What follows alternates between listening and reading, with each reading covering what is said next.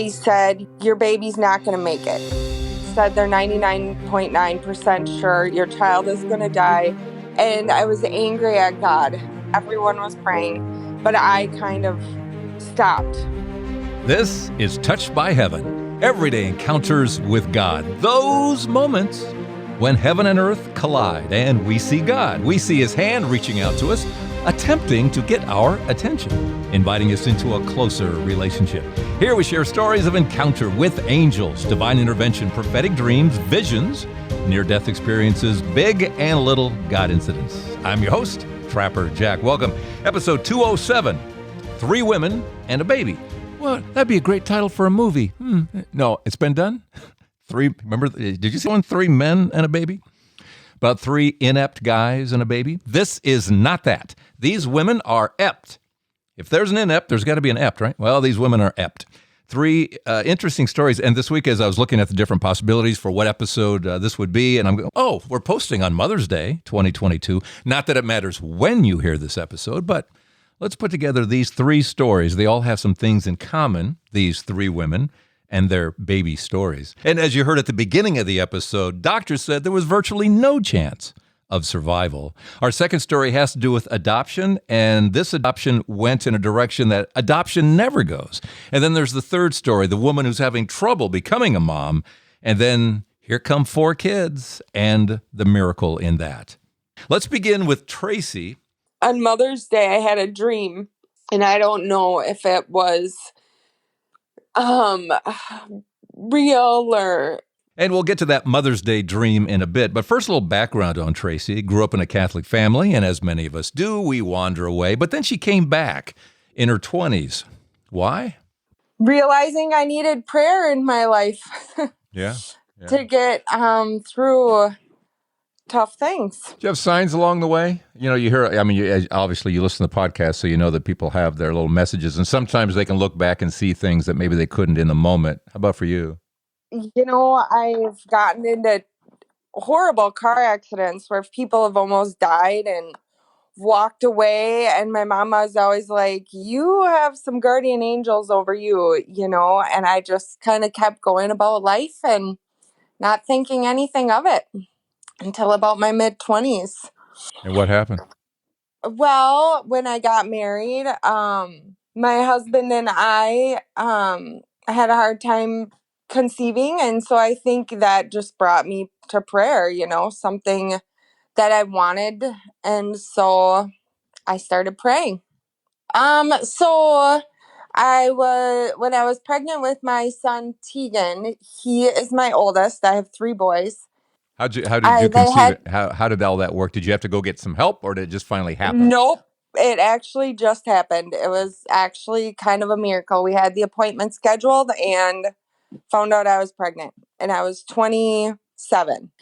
I was pregnant, and then we went in, we had an ultrasound. They're like, you know, something's wrong with his kidney.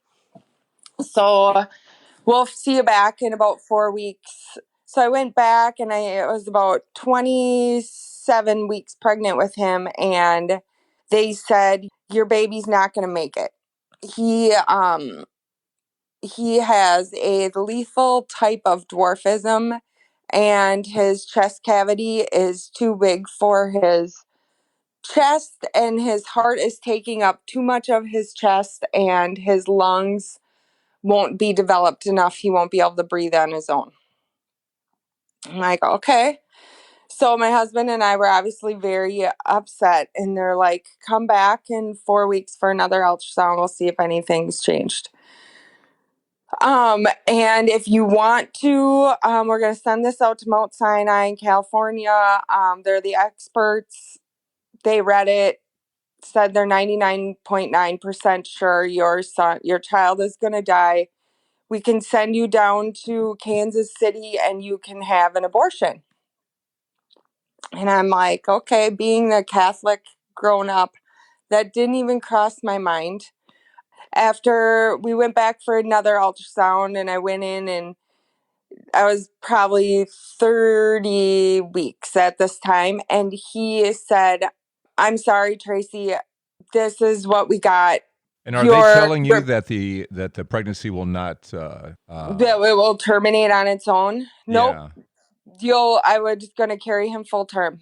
They were telling me, so we had went in before I had him. So finally I quit doing all the ultrasounds and everything. I said, you guys have taken away all my hope.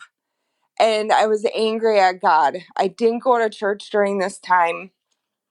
The community, being from a small community, everyone was praying, but I kind of stopped.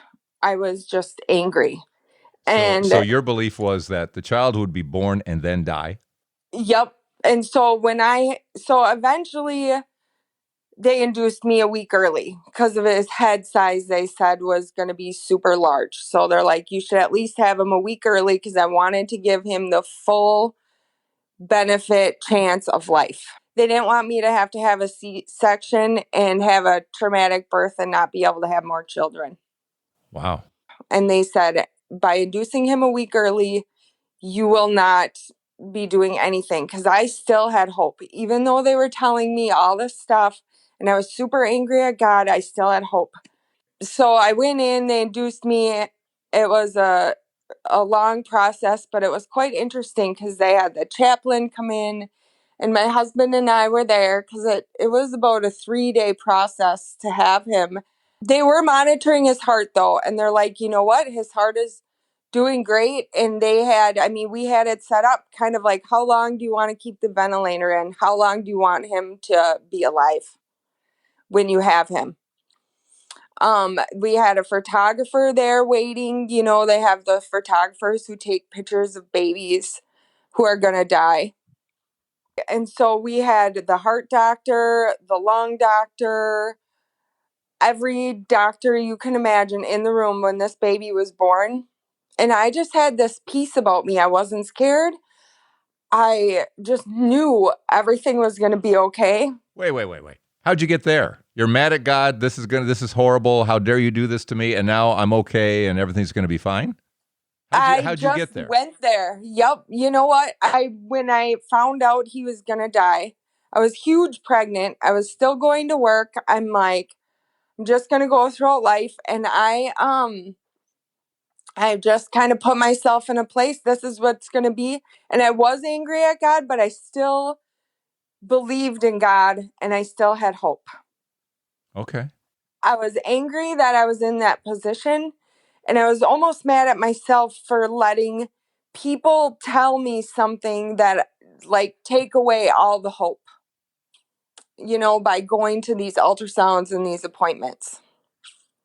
So the chaplain came in when we went in to have Tegan, and he came in and he prayed with us. And I think just that too, when I was in the hospital, kind of put me at a place of, this is going to happen. And no matter what anybody said or told me what was going to happen, I never lost hope. I still had hope. All these doctors were in the room and he was finally born. He came out screaming. And the doctor goes, Tracy, you're going to make a believer out of me. And they did x-rays and he was completely fine. Normal, all the way around. You know what? He was shorter. He ended up a few months down the road, they diagnosed him with hypochondroplasia, which is, he would only be like 5'6". But he's breathing on his own. You don't need a ventilator. It's not a matter of how long we're going to keep him alive. He's yelling. Yep. We brought him home the next day in a car seat that we did not have because my mom went out and bought us one because we didn't think we were going to bring him home. Yep, brought him home. Totally fine. So you don't have a room ready for a baby or anything because you're not going to have a baby. Nope. So the grandmas and grandpas were so elated. The photographer, she still took pictures because she was there. She's like, this never happens. He was totally fine. Kept us up all night like normal babies.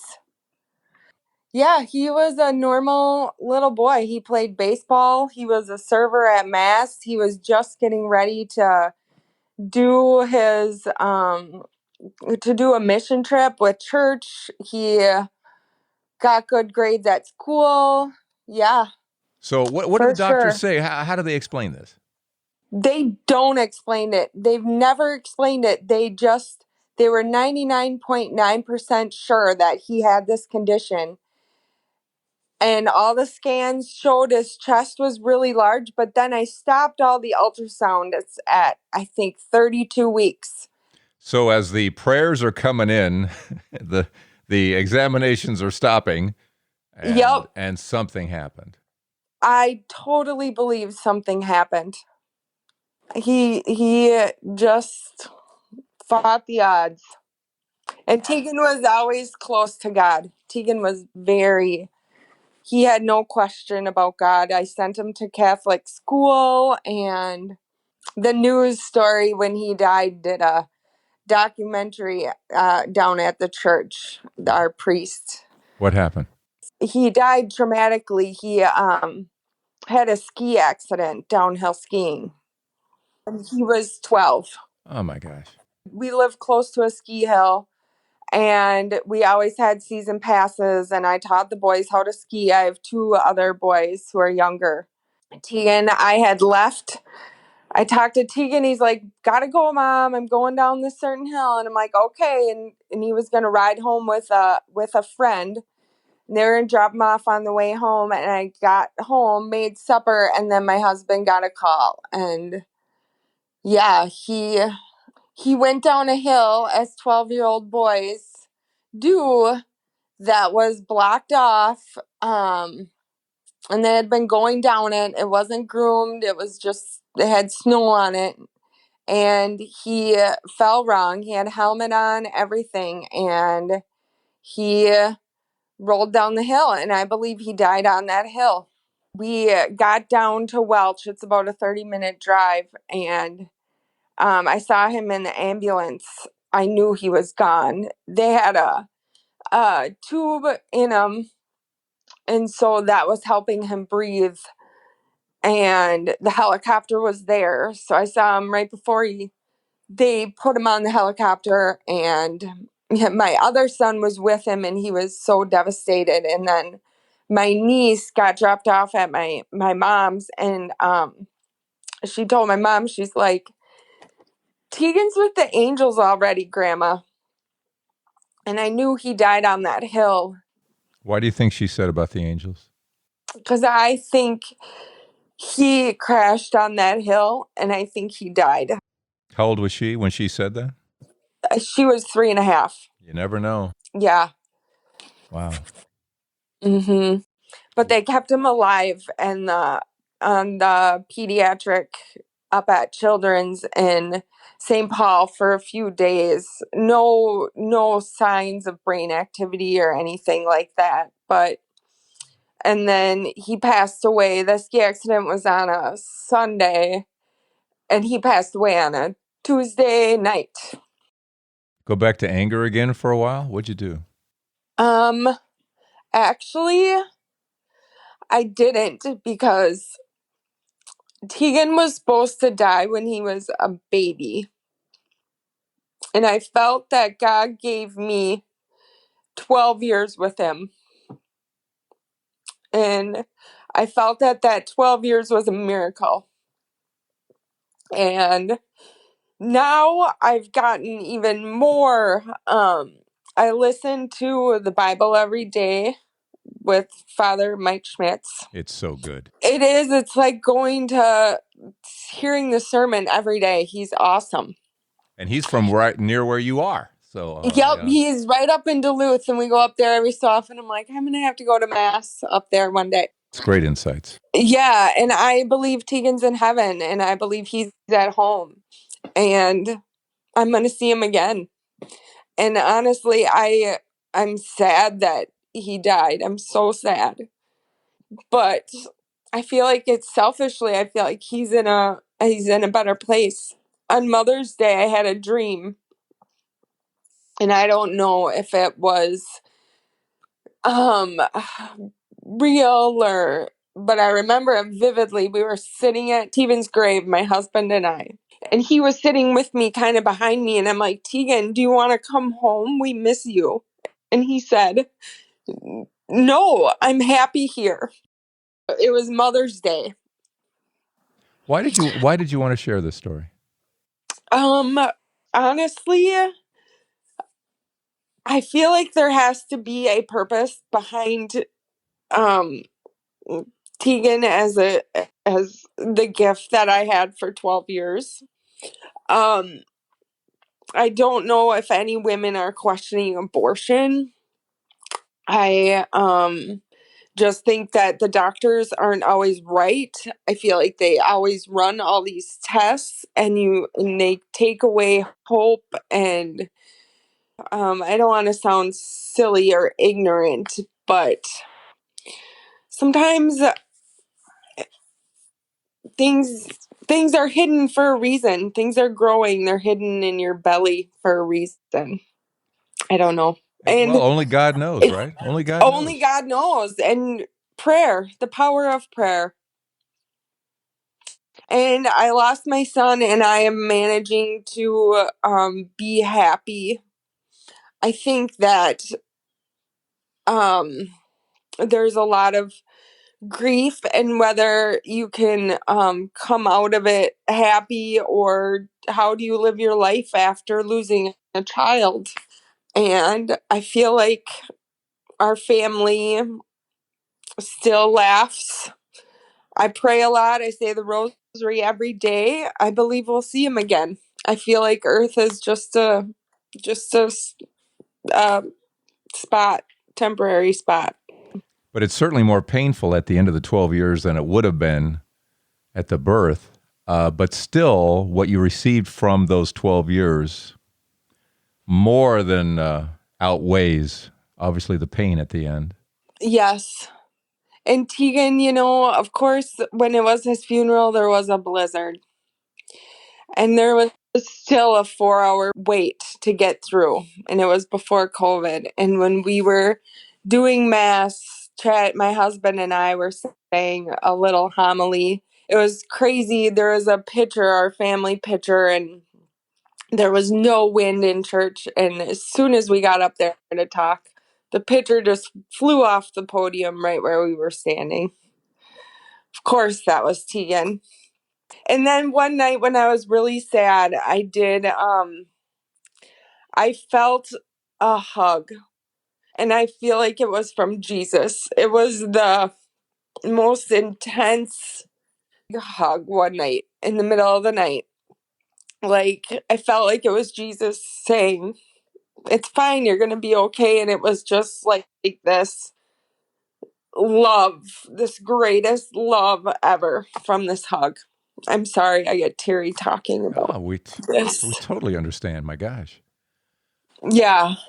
So, Anything else connected to this? Any other dreams? Any other connections? Any other family members that have anything that had anything to add to this in their own experiences? it's interesting. This is one last note. My mom she has 7 grandchildren, and on her wall she has a picture of all the babies, all of them when they were babies. And it's a 3-month picture, and they're all kind of in the same pose. Well, when I had Tegan, I had brought him to just a photographer, and she printed out this picture. And on the picture, it said Grandma's Little Angel on Tegan's picture. And I'm like, oh, that's cute. So I gave it to my mom. So now on the wall, and it always said that, but on this picture, on all the pictures, it says nothing. And then on Tegan's, it says Grandma's Little Angel. Wow, that's nice. Brings it all together. Uh huh. And explain where you are with God now. How would you depict your relationship with Him? Um, Close, but it's a struggle every day. I feel like I have forces pulling me away, people pulling me away every day, and going back to that Bible in a year every day. I start my day off on my way to work. That brings me closer to God, and just I feel like it's good. I say the rosary every day. I just got to keep praying, keep Amen. going to church. hmm Amen. What's our takeaway? Keep the faith, keep the hope, keep the love. Well, God bless you. Thank Yeah. you so much for this. Yeah. There you go. And you have all three, Tracy. Faith, hope, and love. This is what impresses me most about Tracy, is that there are so many opportunities for the evil one to attack in this. Tracy rises above all of that with her faith and hope and love.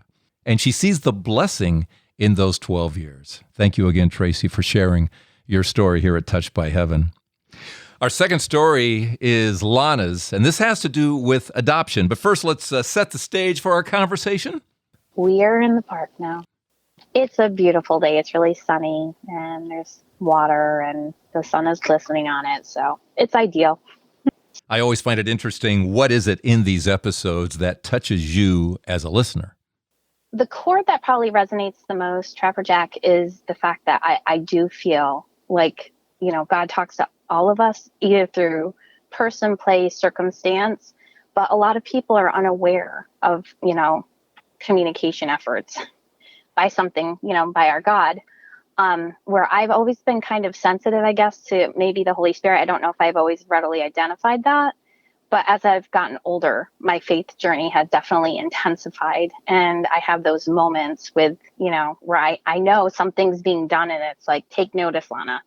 And so I try to follow and be as obedient as possible when God talks to me. But I heard that in, a number of episodes that you aired, that there was other people that had similar experiences in their faith journey as well. All right, here's the interesting background on Lana. Her dad's from New York State. Mom is from Japan. I was born in Japan, but I relocated to the States when I was about 2 years old or so. I became friends with a girl, and that girl specifically, her parents had adopted kind of internationally. And so they had some diversity in their family. And I just remember, I think that's where the seeds of adoption were planted on my heart. Something about families with diversity that she finds especially attractive, to the point that when she meets her future husband, she says, okay, let's have our own kids, but how about adopting, and how about let's go outside ourselves, if you will, and add a little diversity to the family? He's cool with that. So when they do get married, they have a couple of kids, and now, okay, let's adopt, even though that can be such a long process, right? So later that day, my husband was driving, and we were visiting his sister, who's north of us about 30 minutes. And I had never paid attention to it before, but we were stopped at this intersection, and on the marquee for the little strip plaza, there was a Catholic Charities adoption, and it had a number. So I went ahead and called it, and I spoke with a lady. That was January. Our social worker came up to us at the very end and said, I need to speak with you guys. Something happened today, and I think that there might be a fit here. And she basically said that a woman had come into her office that week and had, expressed wanting a certain type of family that was a little bit more diverse. Was she black, white, green, yellow? Yep. She was black, and the father was white. Okay. So she was going to be having a baby girl. She kind of talked to us and asked us what our expectation was. So preliminary to joining this group, though, they ask you to fill out kind of, what your markers are. Some people might be looking for a girl, boys, some are indifferent. I actually specifically listed that I wanted a boy because we had 2 girls already. And so I wanted the opportunity to raise a son. And I thought this would be great for my husband and I and the girls.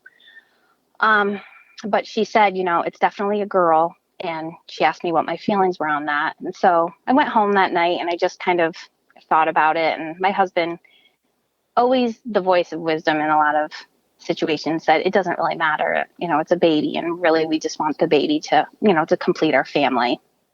So, Trapper, I was outside and getting the mail or something, and I saw my neighbor, and she was, visiting with me and asking me how the process was going. I kind of told her this situation that potentially could evolve into something more. And she just said, Lana, she said, when you started this, you said you wanted a baby. And then the more you got into it, I know that you got more specific with what you were looking for.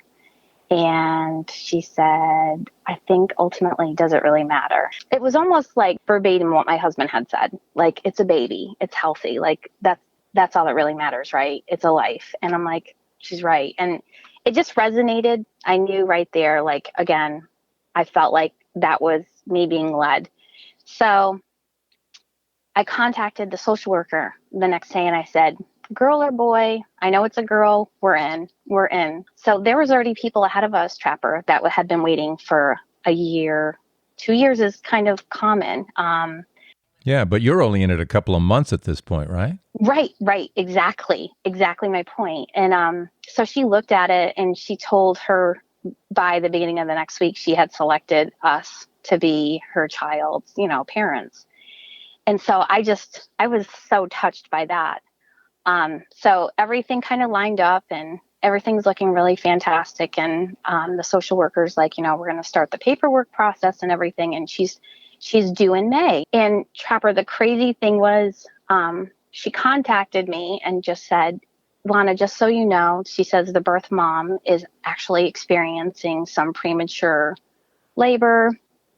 And it looks like their doctors are trying to stave it off because they want her to carry the baby, as long as she can. The baby was coming.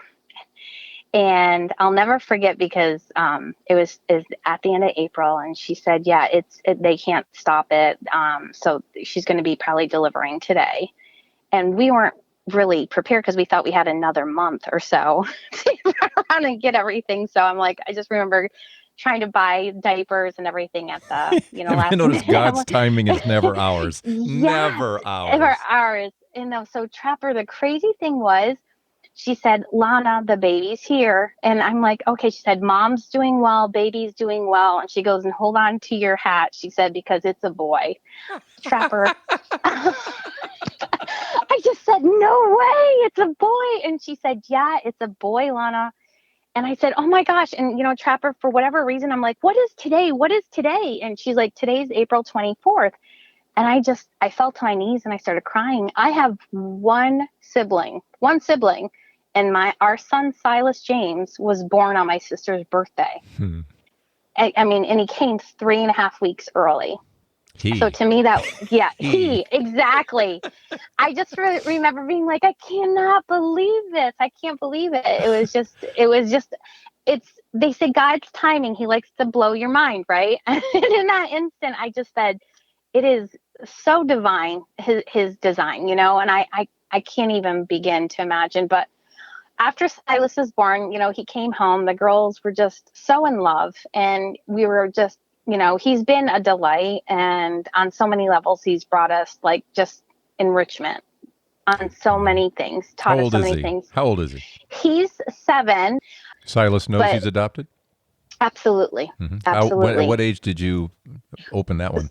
So collectively, I just thought better that he knows right from the start. So everything is how you present it. And so, we've always been, he had questions he would ask when he was younger, like, Mommy, I grew in your belly. And I would say, actually, you grew in your birth mom's belly. And then she picked us to be, your parents. And I said, that's such a strong woman that can carry a baby and loves the baby so much that she wants to give that baby every opportunity to have a really good life. Needless to say, we've always just told Silas that, he was chosen and was born in our hearts like April 24th, and he's a blessing from God.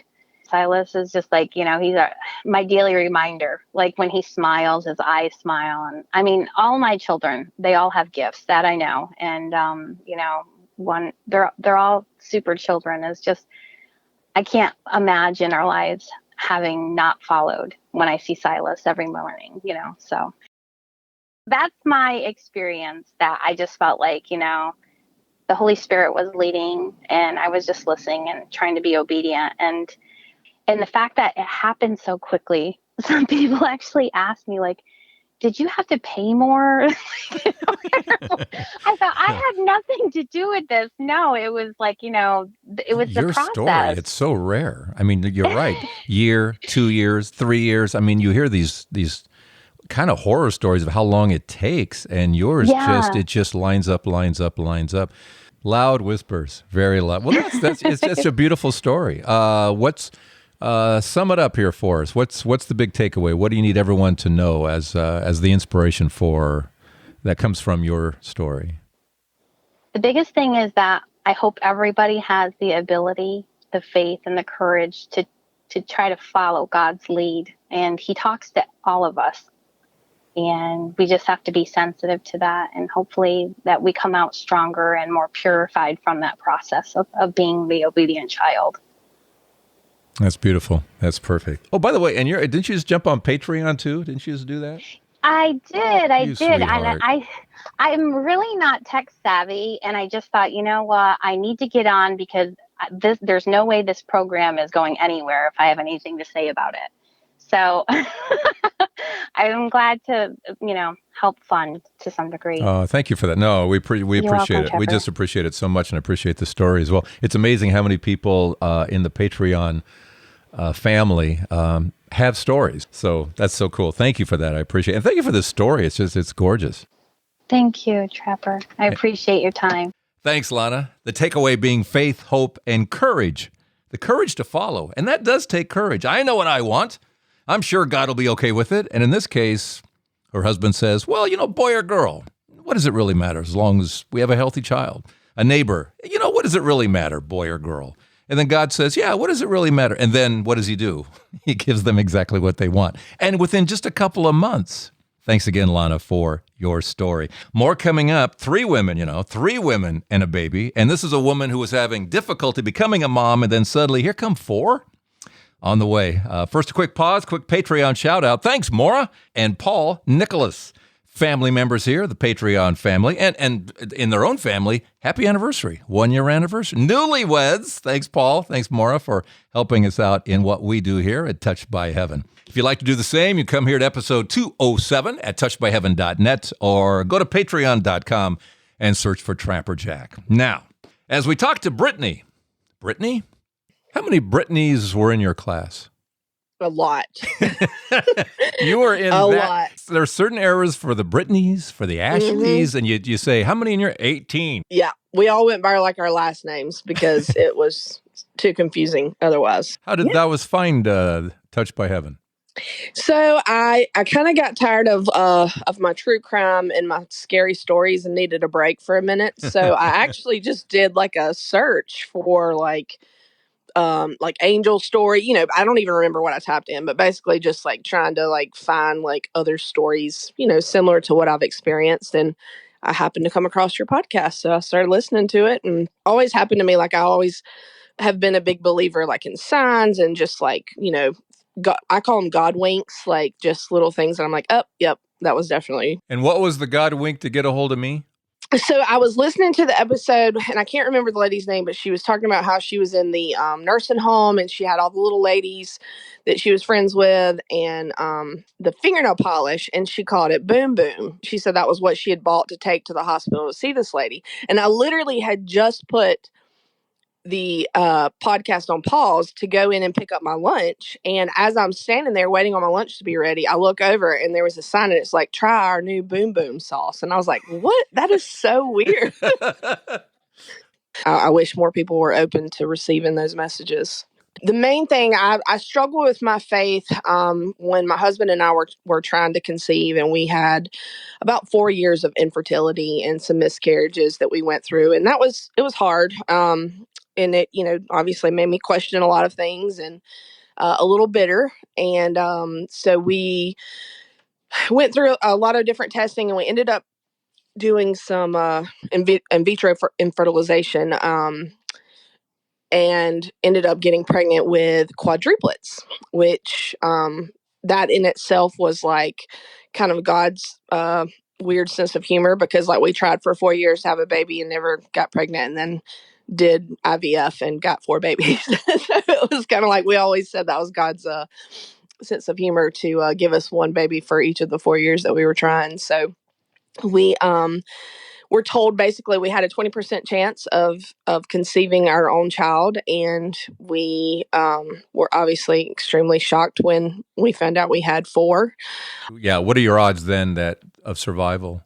They're like, well, they probably won't all make it to term. You'll probably miscarry like you did with your other previous pregnancies. And so each time we went in for an ultrasound, we were kind of thinking, okay, there may not be 4 this time, like they may have not made it to this point. But every time we went in, they just were there every single time. So we just kept going in, and they were still there, and everybody was doing good. So Obviously, with being pregnant with 4, I was given, you're not going to make it full term. You're going to go early. And I ended up making it to 27 weeks. So they came 3 months early. And Wow. yeah, That's scary. it is very scary. They all weighed just a little over 2 pounds each. So it was a very, very scary time. But I mean, throughout all of that, I just felt blessed because, given everything that we were told, I never thought I would be a mom. And so I was just happy that, God had chose to bless us. But at 16 days old, one of my daughters got sick in the NICU, and she became septic and passed away within like 12 hours of getting sick. And so I was extremely angry, very hurt at God. How could you give this child to me and then take her away? There were so many questions and so many things that I was just struggling with. But pretty much from right after she passed, I felt like he was sending me signs and sending me little things that just was his way of comforting me. And, I've through a lot of prayer and reflection, I've come to the realization that, he obviously knows way more about his plan than I do. And I just have to trust that was the right thing to happen, as hard as it is to swallow, I guess you would say. It was so strange because when we first brought the babies home, we noticed that there was this place on the mantle that they just would stare at and like smile and coo and laugh. And there was literally nothing there. Like, I mean, there was like a candlestick sitting there. I mean, there was no lights, no sounds, nothing that would, make them want to laugh at this random spot. I mean, it was like not just a one-time occurrence. Like, this was like something that we would be sitting on the couch and we would notice them like looking up at the same spot. And it was so strange because I didn't even put 2 and 2 together at first, but my mom, when during the funeral, the hospital had made like hand and foot molds of my daughter Landry, and we had sat them on the mantle, and that is where we had sat those hand and foot molds, was on that end of the mantle. And I didn't even realize that until my mom kind of pointed it out, and I was like, that's so strange. And then like again, like for multiple times over a long period of time, the babies would just stare at this one spot and just like laugh. Like you could just tell like someone was like talking to them. They were just cooing and laughing and just staring at a spot. And I was convinced 100% that like that was God. I don't know if it was him or if he had sent Landry back to play with her siblings. Like, I don't know. It was just, I knew that there was something there. Yeah.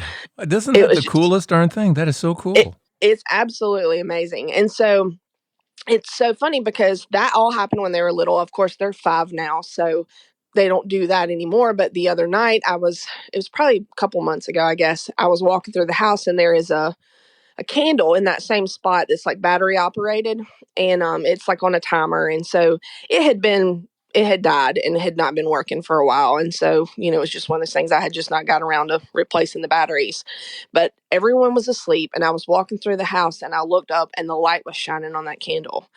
And it took my breath away because I was like, I know that we had not replaced the battery, but all of a sudden that light was on in that exact same spot. And I was just like, I really felt like that was just another like God wink of saying like, she's here, like everything's good. And I mean, I can't describe like how peaceful it makes me feel when those things happen, because I just believe 100% that is God's way of letting me know she's okay. That one was for you. Yes, absolutely. Did you leave it on until it just went off? I mean, oh yeah, I didn't touch it. And honestly, the next night it never came back on. It was literally the strangest thing how it just came back on that one night. I just think sometimes like when I don't even know I need those messages, I think God sends them to me. Like when I'm not even aware that I need them. Absolutely. He knows what you need before you know it. Right. Absolutely. Exactly. True. Yeah. Okay. I mean, those are my stories. So I always ask, what's the takeaway in all this? So what's your takeaway? I would just say, I just feel like it's, God knows that I've struggled with this and that, I've been heartbroken. I feel like there's a missing piece. I mean, although I have 3 other babies, I just feel like, she was a chain in the link that is missing. And so it's been a very hard struggle for me, and to just anytime like things happen to children, like I'm just like, I don't understand this, God. Like, you love the little children. Like, why do these children have to get sick and suffer and die? Like, I just don't understand it. I think to myself sometimes, like, maybe she would have suffered more down the road and he was, not, and he was allowing that not to happen. I don't know. I just try to think of all the things that in my heart would make it make sense. I think And you're so I right. just, I think, yeah, we don't know, do we? We don't know the suffering that he may have saved her and you. We don't know. right. And it's hard too because I have a son who's special needs, and so for a long time I was like, why would you take her who is perfectly healthy and leave him who has just he's struggled and he has just been through so much in his little life, but he is the most precious, just like honestly, when I take care of him, it is literally like I'm taking care of an angel because he is the purest, just sweetest little soul. And it just reminds me of like just how good God is. And like, I mean, Beckett is like the epitome of pure joy. He smiles all the time. He's nonverbal. He just recently got his trach taken out. Like, I mean, he's had a very rough life, but he's always smiling. And honestly, I think God has given him to me because no matter what he's gone through, he just radiates joy. And so I feel like that is like kind of been my inspiration to just say, like, regardless of all the things that I've been through and the heartache, like I just have Beckett's, mentality. Like I just have to keep smiling and just keep shining. And it's, I don't even know how to describe it, to be honest with you. He's just the sweetest thing. So Love that. Keep smiling, keep shining. Thanks, Brittany. Thanks, Lana. Faith, hope, and courage to follow. Faith, hope, and love. Thank you for your story, Tracy. 3 remarkable women and their mom stories here on Touched by Heaven, Everyday Encounters with God. What's your story? Angel encounter, divine intervention? Get a hold of me here at touchedbyheaven.net. Thank you so much for keeping us a 5-star podcast. If there's a way of rating and reviewing within your podcast app, we appreciate that. And we'll see you here next week at Touched by Heaven, Everyday Encounters with God. I'm Trapper Jack, who was going to be named Brittany, but there's so many. How many Brittany's were in your class? a lot.